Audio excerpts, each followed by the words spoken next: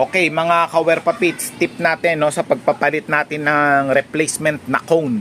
Okay, so sa pagpapalit natin yan, hindi pwedeng may pressure yung ating cone. Hindi pwedeng masyadong nakaangat or hindi pwedeng masyadong nakababa. So kagaya nito, no, tong aging natin, kung masisipat ninyo, ayan, no, nakapuwersa na siya ng paangat.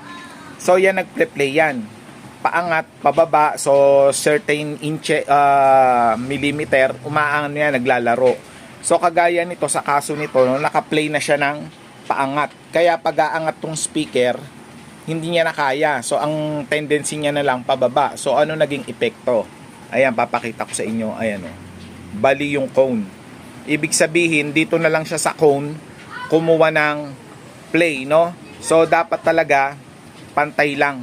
Relax lang, nang sa ganon, maibalik natin sa original. Salamat!